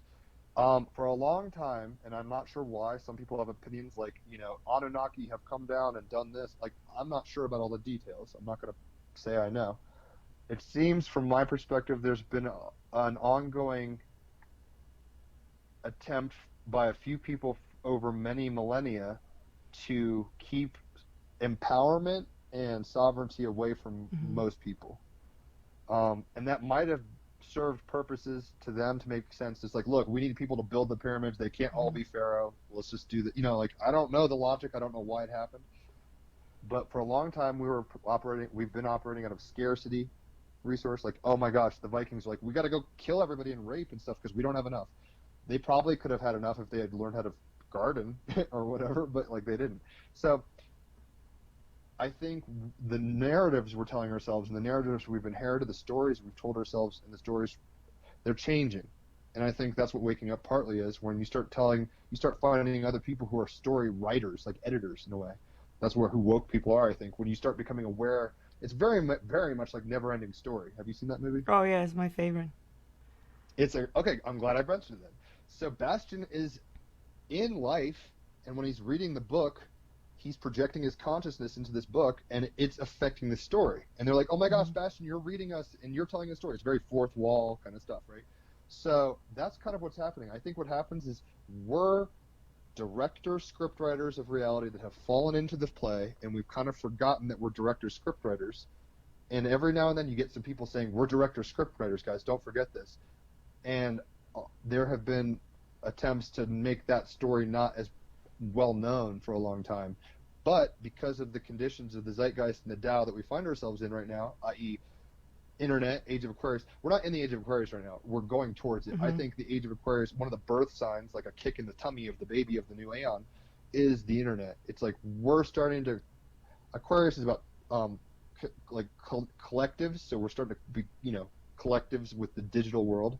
We can talk to someone in China. I could talk to you in New York. Like this is very Age of Aquarius stuff. We're doing it through technology, and it's kind of intellectual and dispersonal, but it's still like together.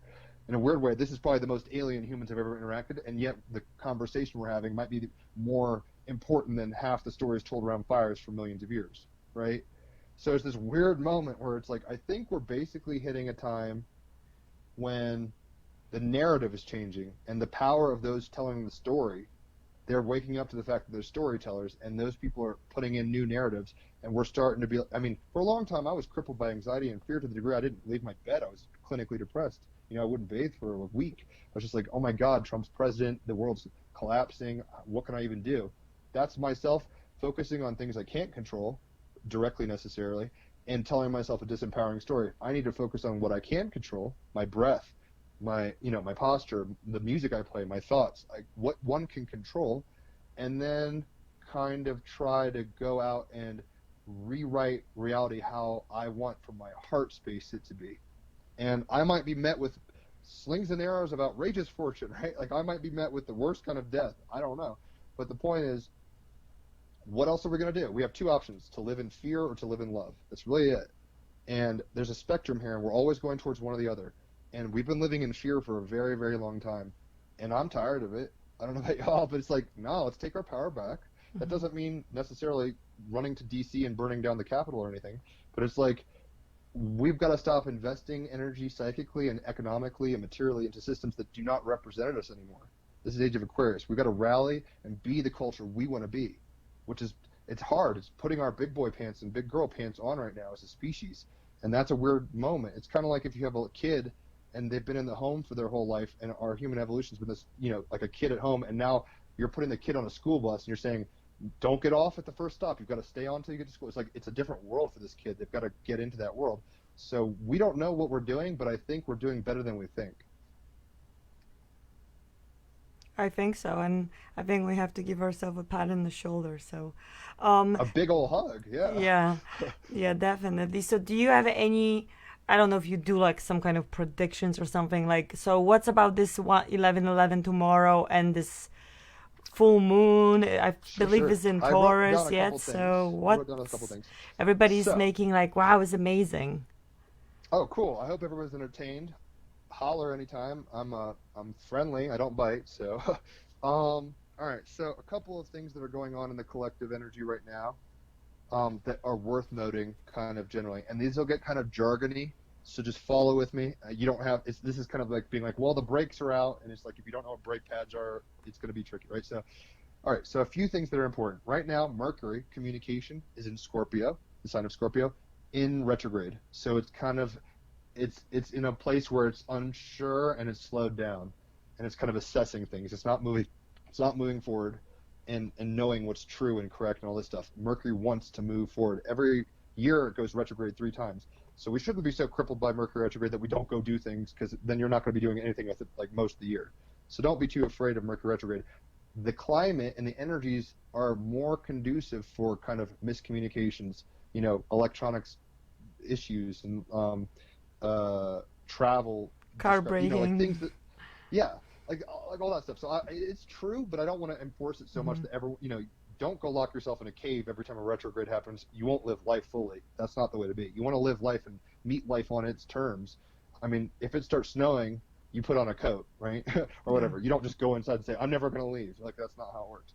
So, Mercury's in Scorpio in retrograde, and it's actually trining right now, and for the next few weeks. Trining, which is a good aspect. It's basically, I don't want to get too into details, but basically it's a very positive kind of energy between these, like very helpful energy.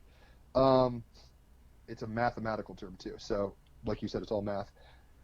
Um, so Mercury in Scorpio is trining, and Mercury Scorpio retrograde is trining Neptune in Pisces, which is also retrograde. So right now we have this moment where there are a lot of mystical ideas kind of floating around. Like, we're going to start hearing more about Epstein stuff probably, and people are going to get more ideas about that and kind of conspiracies, which may or may not be true. It's this kind of moment where people are.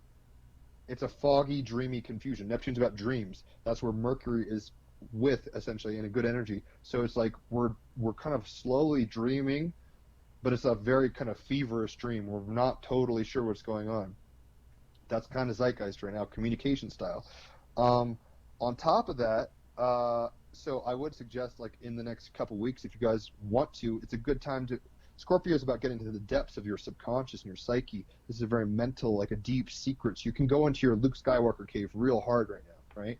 So if people want, they can do. You can work on astral kind of work, astral projection. Right now, it might work very easily because of the trine between Neptune and Mercury. It might be a little confusing, but the magic is there. Astral work can work. Messing around with altered states. I'm not going to say go eat 10 hits of acid, but if you're into psychedelics, or if you're into like kind of getting into trance states with drum circles, or whatever, altering your consciousness, however you kind of define that, it's an interesting time to do that. Keep a dream journal. We might be getting a lot of information through the dreams, because Neptune is dreams, Mercury's there. It's trining that, so it's wanting to kind of tell us stuff. It's just going to be kind of speaking in a lisp or in an accent we're not used to. So it's like tilt your head a little more, but there's going to be messages. Mercury hasn't stopped speaking, right? It's going to be a little less confident in what it's saying. Um, I had a weird focusing is. dream. Oh, yeah, you want to talk about it? I mean, I just had a dream that like I saw the numbers, and then I woke up, and then in the dream, my husband told me, "You better write down those numbers. Those are like your lucky numbers." And I woke up, and then the clock was 444, and I said, "Man, I better write down all these numbers." So I So you've guess been waking up maybe I early, should play a 4:44. lottery or something. I don't know. I would say, well, I don't want to be like yes or no. Sure, if you feel intuitively to that. I mean, this is me being a postmodern like little bitch here, but sure. You might be. I wouldn't doubt we're getting kind of downloads, but from an angle that is going to be kind of like, I heard Kira Lee Cosmic Priestess kind of describing it well. It's like, okay, you're going to be kind of I mean, not exactly what she said, but like you're in prayer and you're meditating, and all of a sudden you have a vision of yourself as like an animal, and then all of a sudden you're as that animal, and you start like knowing like what it means to hunt and forage for food, and you eat a berry, and then you get like food poisoning and you die, and Hmm. then you kind of come back to your mind. Like, that's where we're at. It's like Hmm. kind of abstract information where it's like there's a lesson there, but Hmm. it's becoming an animal shaman thing, dying. It's like it's a weird little vision, right? Um, Pay attention to your dreams. So if you're having dreams about numbers, write them down. Hell yeah. Well, and especially if you're waking up 4:44. I mean, clearly, No, I like mean it was we need. 11:11:43, and then I woke up it was 4:44. It's like, Well, I'm almost at a point where I think this is a simulation, somewhat of consciousness, and things like that are the universe trying to get your attention. I mean, in a way, yeah. synchronicity in that sense is like, like blinkers of a Christmas lights being like, pay attention here. This is something to notice. But anyway, sleep cycles are going to be a little different Hmm. now. We should be focusing kind of on that. I don't know what the Schumann resonances are lately, but I've Hmm. been waking up pretty continually, like between 3 and 5 in the Me morning too. for the past week, and it's not fun. And I'm having like an all day, like go go go, and I'm somehow still have the energy. So it's like sleep isn't really necessary for me right now. Maybe other people are feeling that. It's just this weird, like I want it, but I can't get it. Try to get into a rhythm of sleep if you can, because Neptune's going to give you some insights. Another thing about what's going on is that I mean, basically, what we really should be kind of taking the retrograde and Neptune and focusing on is like, how are we processing our natural cycles? Like, how are we embodied? It's a weird, like, let's take a moment and be mystical about embodiments. Like, are we breathing well? Like, focus on your breath. Like, how Hmm. much do you breathe fully? Are we like tight in our chest? Are we eating regularly? Are Hmm. we fasting? Like, kind of notice what our patterns of reality are to the degree that we might be able to kind of see what doesn't work and iron out those kinks more readily with the Neptune Mercury trine. We'll have like kind of a nice little vision, although it's cloudy and murky, still a vision of maybe what to do, how to upgrade ourselves. A few things more about what's going on. So yeah, I mean that Neptune and Mercury doesn't normally hold positions with planets very long. The cycles are really quick. This Neptune trine Mercury, this is a couple, I think it's a 3 week situation, like it's a 20-day or something like that situation. It's a very long kind of aspect to have. So this is a deep time of alchemy, and basically the ability to like creatively ponder the depths of mystery. So we can kind of, like I said, dream journals, kind of doing altered states, if that means meditation or drug, psychedelics, whatever. But get into your subconscious. You might be surprised what you find there. Another thing that's kind of big. We'll talk about the full moon, I guess, right? Hmm. That's going to be And in the eleven Taurus. eleven. Right. Well, that's just numerologically cool. So, I mean, I'm not sure if like God winds up the clock and says there's going to be a cool full moon on 11/11. I think in a weird way it's just beautiful, so synchronistic. It just makes life more cool. So cool. Like I'm not like oh my God. Like it's a portal to the degree that I think 11 is a master number, right? Hmm. So I think in a weird way we have a door of mastery. We can really master ourselves and master our subconscious and psyches in a way we didn't think was possible before. This is very much like high priestess energy in the tarot, where it's like we're going to go in and we're going to get symbols that don't make sense to our rational mind, but they're true, right? So it's like we need to kind of go through these waters and be open to impressions of things, and kind of massage what these things mean.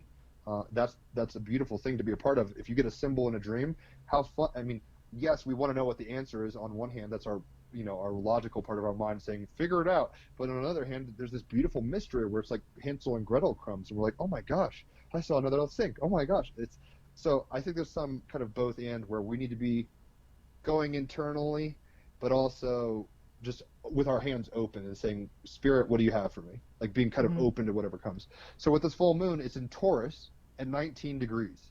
So I would highly suggest people, if they know their charts, go to your chart and look at where 19 degrees Taurus is and what house that's in your chart. If you don't, hit me up. I'll give you a reading, um, and all that jazz. But it's not hard to do. Um, Go to your chart, figure out where 19 degrees is, and where this energy is in your chart is where the real change is going to be popping.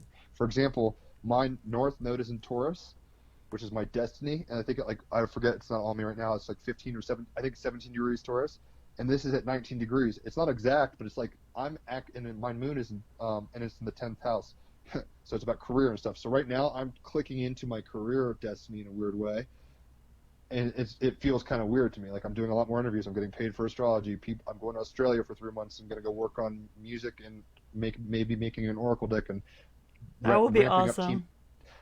Team Rabbit Hole stuff. Yeah, Team Rabbit Hole oracle deck would be fun at the end of this trip. But anyway, go look at what's at 19 degrees in your chart, and that's where this energy is going to be impacting you the most. So it's going to be different for everybody. Mm-hmm. Yes, we're all experiencing a Taurus full moon, and that has stuff. It's going to be about like, comfort and security and trying to ground and be embodied like Taurian energy. But this is going to manifest in people's realities differently based off of the chart. And a quick little thing to say, I guess one more thing. Jupiter's in Sagittarius. I had mentioned that. That's wrapping up the cycle right now. It's got 3 more weeks. It's almost like the end of a marathon in a sense of, and it's been really weird. But Jupiter is ruled by what am I saying? Sagittarius. Their ruler is Jupiter, so it's exalted there. This is a lot of like, good energy. It's basically like luck on luck on luck. It's really lucky and prosperous time, if you want to put it that way. What do you want to manifest, y'all? We have a couple weeks to focus on our manifestations and intentions to the degree that we're going to finish the year strong. It's going to be an energy of like, we did it. Like, it's going to feel that way. This year's been kind of bumpy with all the energy that's happened. We're going to actually enter into the next, finish this year and enter the next year in a real kind of like a Chariots of Fire, that movie with the runners. Like, we're going to dominate it. We're going to rip through it and run and be like, fuck yeah, we just did that. So we need to be ready. What kind of things do we want to be manifesting? What's your vision for your life right now? Sagittarius is about vision and the future in the sense of like spiritual truth and hope in the truth of philosophy. But basically, are you telling yourself a story you want to hear? If not, start reprogramming your story, because your reality directly affects what you're telling yourself somewhat. I mean, to a degree. So we're going to have a real chance right now with magic. Basically, there's high magic in the air. Mm-hmm. We can manifest and create, and what we really need to do is be asking ourselves, what is my vision and my purpose for myself? What is the vision and purpose of reality that I want to be a part of? And if we can ask these things with the Neptune trine to Mercury and getting our feels, we're going to come up with little nuggets. In a weird way, it's going to be the thing that's coming to mind. I don't know the Avalon story very much, but it's like the Lady of the Lake coming up with a sword. It's like the sword of truth's coming, y'all. And get ready, it's going to come from the murky waters where we were not expecting. This lake, this lady's going to rise up and give us a sword. And are we going to take that sword, and how are we going to wield it? Because it's coming. It's going to be strong and powerful and good. And it's going to be a fun time. I think this Christmas and New Year is going to be a lot of really celebratory energy, but also 2020 is it, y'all. Like, I mean, I don't want to get into like Bashar or anything. 2020 is hindsight, right? In a very kind of numerological way. It's about, we're going to see things as they really are. Mm-hmm. And then we're going to be able to say, which team do we want to be on? Because we're, in a weird way, we're in the sorting hat mode right now. It's like, do I want to be Gryffindor? Do I want to be Hufflepuff? Do I want to be Ravenclaw? Do I want to be Slytherin? Certain people are saying, I want to be Slytherin, Jeffrey Epstein types, Trumps, right? They're like, I'm Slytherin all the way. I don't care about y'all. Like, right? Certain people are saying, I want to be, I'm a Ravenclaw type. But it's like, let's get in our houses, identify with them, and then figure out what the missions are for these teams and build into them as well as we can. Awesome. And I see like some people saying they want to do the readings. So if people want to do readings with you, they need the exact date, yes, and they need the time, or sure. how does it work? Can you explain them and how they can contact you? And then I have 2 more questions at the end for you, just for fun, that I always ask everybody. All right. So. Hopefully you're having fun. Oh yeah, I mean, you have so much information. When you come back from Australia, I want to have you again. And, okay. So.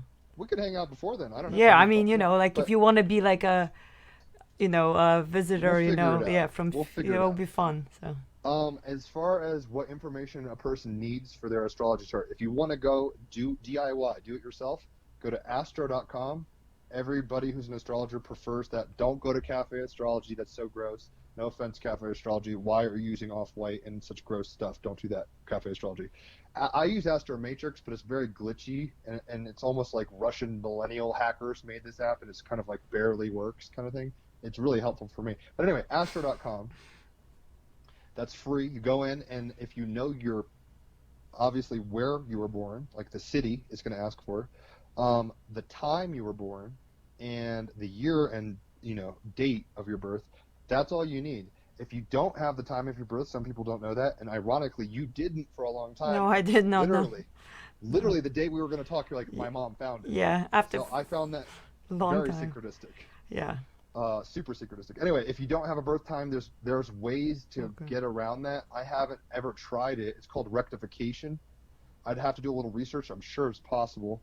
And in that sense, if you don't have a birth time, I'll work with you, but you might want to actually hit up somebody who specializes in what's called rectification. I'm going to try to learn that skill just so I can, help people out who don't have their birth time. But basically, go to astro.com, type in your stuff, and you're going to get a chart. You can figure out how to interpret it through the internet. And if you want to get a reading from me, you can hit me up on Facebook. I have a personal page. If you type in Brother Jim under the search bar, or Dolphinitely Jim, which is like definitely with a dolphin, that'll take you to my personal page. I'll put it on a link on this, I comment also have the section link, again. but just tell them also. So. Okay, yeah, so that's the best way. I don't have a website or anything, so Facebook's probably the best way. And hit me up. We'll schedule time, and it's about. I say it's 1 or 2 hours. It's been about 2 hours every time. Yeah, I with think it was me, about, with you were like 2 hours and 45 minutes. I mean, yeah, I was going to 2-3 hours. Yeah. It's been pretty hardcore. So in a way, I just started doing this. I should say Isabella was a catalyst for me even offering this as a service. She wasn't into getting readings, and then about a week ago, she was like, all right, I'm open to this. Gave her a 3-hour reading, and she was pretty ecstatic about the results. So she was like, you need to charge for this. And I'm really not comfortable doing that, but I'm like, all right, okay, I'll charge $33. So I'm at a point where I'm trying to still figure out what the value is and how this works. I've been literally for the past week all day, every day giving charts. So it's kind of not draining. It's a joy, but it's like I've got to kind of figure out how to ride this lightning a little better. Probably like I can't just spend all day doing charts. I'll go crazy. Yeah, and then. So yeah, hit me up basically on Facebook. We'll set up a time. It'll be pretty quick. I will be traveling the next week, basically through Thanksgiving, ultimately ending up in Gold Coast, Australia. So if you're in Australia, we can meet up in person. But that's kind of the situation. Reach out on Facebook, and we'll go from there if you feel compelled and or called to do that. Okay. Yeah. And it will be cool if you have a website one time, so it will that's- be even more people see. can reach to you. And I really would love to, if you ever make a course or something, or even like a YouTube videos, I don't know, I would love to take your class because you're really good, and like the way how you teach, I think will be, you always talk with like movies and stories. I think is very, you're a good teacher. I'm a teacher, Well, thank you. that's my profession, I'm an art teacher, so. I don't normally take compliments well, but thank you very much. Yeah, I think a lot of appreciate people would like to learn also, because you said like we can do it ourselves, but I couldn't. I mean, I will look at this chart and I have no idea what I'm looking at. Well, I mean, I imagine when you went into school and somebody showed you the alphabet, you didn't know what the fuck was going on. Exactly. Look at you now. You could speak English. So it's like, Exactly, and English is my second language, so I think I Yeah. do pretty good. Yeah, but Right. I think it's amazing that you actually, you're following your passion and you really have a gift. So keep doing it. So at the end, I always ask 2 questions. So what do you like to do for fun? I know you like to do the readings and stuff, and you like music. Yeah. And also, if you could spend a day with like anybody, from a character, fictional, from a movie, from a book, could be dead, from another planet, who would that be, and what would you do with them? All right. So what I do for fun, if you go on Facebook, you'll see something called Team Rabbit Hole, which is awesome. this meme page I've made. I like having fun. I'm a double Gemini, so I like engaging information and having fun and playing around like a trickster, but with like a library. So imagine like Bart Simpson in like the Library of Alexandria or something like that. So that's kind of my energy. I really do like giving chart readings. Like that's a joy of mine, so that's fun. I like pulling tarot cards and jamming to them. I do that every morning on my Facebook page. That is something I find invigorating, and it helps people, so that is a feedback loop of good. I like doing psychedelics. I mean, that's probably not something I should shout to the roofs about, but I enjoy Probably not. well, I don't know. If no, I mean, I don't care in a way. So it's like whatever. But I'm not like just tripping all the time, so it's responsible. But anyway, I like just being friendly with people and engaging in ideas. So that takes on a lot of looks. I mean, like whether it's deep conversations in a Facebook chat group, or if I'm one-on-one with a friend and we're listening to Genesis, The Lamb Lies Down on Broadway, and absorbing music and talking about how it's basically Pilgrim's Progress of the modern time. I like culture, and even though McKenna would say culture's not our friend, I think in a real way, it's still something fun to play with. Like it can alter your perception. Like if all you do is absorb culture, you can get brainwashed kind of. But I'm a culture junkie, so films, books, Joseph Campbell, Terrence McKenna, Alan Watts, like thinkers, like absorbing lectures and stuff. I like engaging my mind, but I'm finding more and more that really I enjoy kind of teaming up with people in life and seeing what happens. It's an X-Men game, guys, and like I'm Wolverine and that's Gambit and that's like we're all characters, and it's fun to just story tell with each other in action, word and deed. So that's to answer your question. I mean, I do a lot of weird things, but basically music and culture are what I do for fun. And Team Rabbit Hole, which is like a meme page. So who would I meet? That's kind of hard. There's so many characters. Like I feel like I'm like an afternoon with Van Gogh or something would be really interesting to be like, what are you thinking? Like, how do you feel? Like we all think we know how you feel, but what's that? Or like Beethoven, like kind of these people where it's just like, whoa, what are you processing? But I would really, I think, like to hang out with Nikola Tesla. Me He was too. jamming on some cylinders. He got some stuff, and I would just be like, just give me a tutorial, in a way. I would be like, give me a tutorial and just let me see what you're seeing. Like kind of how I just walked you through astrology. I would love for him to walk me through how he saw the universe, because I think there was enough wisdom and truth in his perspective that he was able to have wireless electricity. He was a mad scientist, right? So I would love to hang out with him. So I'll say Tesla. Even though I'm not a huge Tesla freak, I'm not like, I don't have any books. I've seen a documentary. He's kind of a sad kind of character. Yeah, I think he was a vegetarian. But And he didn't ultimately, I like think, women that much. He was afraid of right, them. yeah, Yeah. it's like he's not like He was somebody a I'm looking genius, up a to. true genius, like. Yeah, eccentric for sure. Yeah. So it would be cool to kind of talk to a fellow eccentric. Cool. And then just to, tell people, I mean, you're vegan too, like me. So why did you become vegan? Oh, like how long you've Oh, been vegan? We I've didn't been have vegan time to over a go to year. that, but just Yeah, yeah. like just a Quick, short. quick, quick blip. And I'm not pushing it on anybody. I'm No, I not mean I somebody. don't push though, but just Yeah, yeah. So I'm not like, hey, if you eat meat, you're bad. That's your karma. This is your trip. Do what you will. Do what exactly. thou wilt.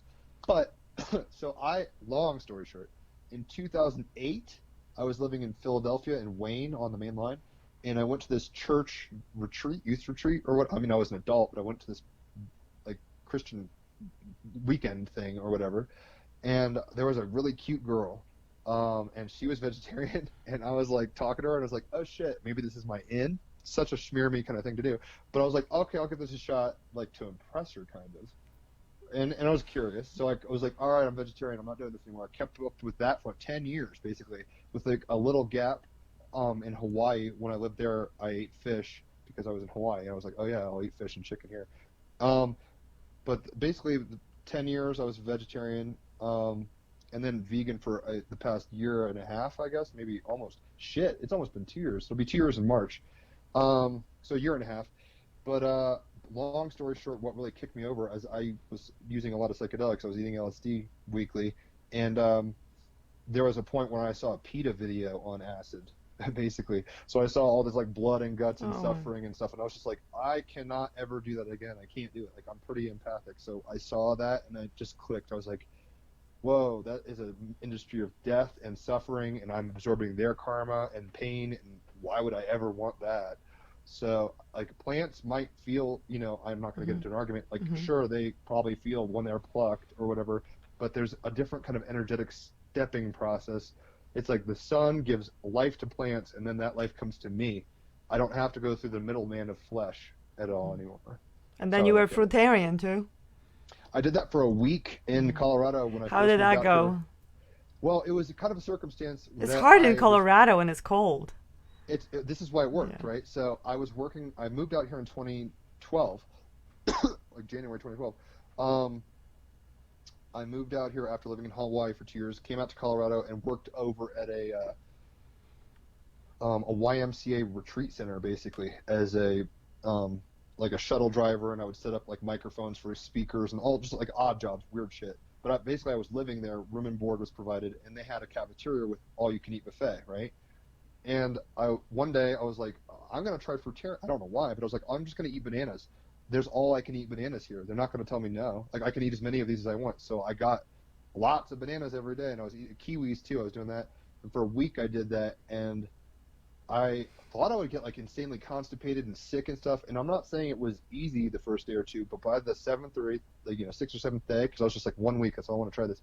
I felt like my solar plexus was on fire. I mean, this gets into the colors of foods and stuff. Like a yellow energy was like coming through me. I was like very, very vibrant, electric yellow energy. So it works, but I was just too immature and lazy to continue it. Maybe I'll give it another shot again at some point. I'm at a point where I need to kind of reevaluate my diet. I'm living on fairly processed vegan foods. Like I'm vegan, but it's still like, the sausage, vegan stuff. Come The visit whatever me. Italian I sausage. feed you. Right. I need a girlfriend. I'm not putting that out there. It's like I'm bad at self-care. I'm Yeah. bad at all that stuff. So I need that partnership. But in some weird way, um, fruitarianism works to answer the question. I'm not doing it actively now. I am a Mm-hmm. vegan. I'm an animal lover and an advocate for ending animal cruelty. I don't wear I don't go buy leather jackets and stuff like that. But Mm-hmm. like that spirit hood I was wearing the other day, that's fake fur, right? Um, Thank you from the animals. yeah, I hope they have. It's weird because when I'm operating and hanging out with animals, I sense that they Mm-hmm. understand I don't Mm-hmm. fuck No, with they're them like so that. amazing. Yeah, like they like me more Mm-hmm. somehow. Yeah, they're very advanced, but yeah, fruitarian is it's because fruits, trees just give fruits. It's like you're not hurting anything when you're plucking like a if you're going by like philosophy of energy Hmm. and harming no harm. When you're Yeah, plucking like carrot, you're killing the carrot, and some people will argue like you're killing the carrot, and carrot has feelings too. But fruits like apple tree, banana tree, they give you fruits in abundance, the same like nuts, the same thing because they're like walnut tree or they yeah. just fall down on the tree They're and then made to do that. and they Yeah, seed it and another tree will grow the same apple and there is there are seeds in the apple, so it's like they just keep spreading the love and this abundance of fruit. So really like fruitarianism it's a good idea, but like when I live in when it's cold, I mean I eat a lot of fruits, I love fruits, but it's it's I difficult it's sometimes it gets cold and you want something more hearty, so I eat for a sure. little bit like cooked food and I do eat some vegetables, but yeah. You can give yourself some compassion. We're Yeah. human after all, as Yeah, Darwin but liked to say. I love fruits. I'm not going vegetarianism yet, but I know a lot of friends. But yeah, it's interesting. Everything is energy, and if you even do eat meat, it's just give love and compassion. And what I always say, like, just learn where your food comes from, and because there's lots of industries that they are horrific, So just support people who try to do their best, So Exactly. that's Conscious food. yeah, Be exact conscious about your conscious food. living and Yeah. you know. Intuitive living, mindful living. So, yeah, Amen. we've been talking a long time, and I know you've been talking all day and doing charts. Bill is very excited. He's already putting the day he was born, and he was born on Friday the 13th. So I know he's doing a reading with you. Somebody's here saying something. Oh yeah, somebody's saying something about God. Oh yeah, so I definitely I'll would check love out the comments. I'll respond to them. yeah, I will. Sometimes I didn't even see like the questions in the comments, but yeah, I would Of love to course. have you again. And yeah, so this is a really powerful energy. I can feel it, and I'm very grateful for the reading you did for me. It was amazing. After so many Definitely. years, finally, my mother found the bracelet, and I knew when I was exactly born because she didn't know. So I mean, she kind of knew. So Synchronicity. it was awesome. Yeah. So Yeah. thank you. I really recommend Jim. He's very. He really has a gift. So and don't keep saying that you're not a professional because you are going to be. The more it's like you have a gift. So Van Gogh didn't go to art school, and look, his. Okay, that's a good example. But like if Van Gogh was hanging out with artists, they'd be like, "You don't know what you're doing," and they would be Exactly, somewhat he right. didn't say he sold one painting to his brother. Yeah, yeah. But now his Nice paintings are brother. the one of the most expensive paintings in the world. Right. So it's It's funny yeah, like that. you're We just have very to watch and talented. laugh. Yeah, you have a gift to astrology. So yeah, definitely, and do it. It can really help you. Like it's. Oh, you can It's also do empowering. personal. Yes, if like couple want to do it, right? Oh yeah, I mean Yeah. anything. I mean, if people want to know, like, if this sounds crazy, you can. If you want to know if you should be with somebody and what your dynamics Mhm. are, that's called synastry. I can show you what your relationship Mhm. dynamics might be, what to expect. That doesn't mean it's doomed or Mhm. totally going to succeed. People are free will. Your spouse can cheat. You know what I'm saying? Like, there's a lot of things in Mhm. and out, but I can tell. I mean, that's just normal stuff. You could tell how if I do your chart, there's many things you can do. Mhm. I don't do so much at this point, but I'm probably going to start having to do Mhm. it because people want to know predictive stuff where it's like, oh, in 5 years, what will I do? I'm more or less kind of telling people like, here's who you are. this system works. Fly, be free, go check it out. You know. So yeah, it's there is a lot of possibilities. But yeah, I really recommend Jim, and thank you so much for the interview. For sure. And yeah, if I know I'd be talking to you, but yeah, enjoy Australia. You're going when it's nice and warm in summer. I wish I was going there too. So it's gonna be awesome. And yeah, good luck with your music and your tarot cards. And yeah, I see a lot of, I see the amazing future for you. You know, like Well, I'll a take it. unicorn oracle. So I take it. yeah. Thank you very much for having me on your show, and I'll keep on looking for your content. Yeah, thank you so much. And for those who want to look at the healthy, raw, vegan, and gluten-free and cooked recipes, check my website, olenkoskitchen.com. And tomorrow I'll be interviewing my friend Christy. We're going to be talking about portals on 11/11 and different interesting things and full moons. So yeah, it's like current energy. So check it out too. It will be at I'll 7 check that o'clock out. tomorrow. Yeah, she's amazing too. Very intuitive. So okay, so thank you so much, guys. Good night or good morning, wherever you are. And yeah, thank you for watching. And thank you so much, Jim, for keep shining your beautiful light. Definitely. Okay, good night, guys. Bye. Thank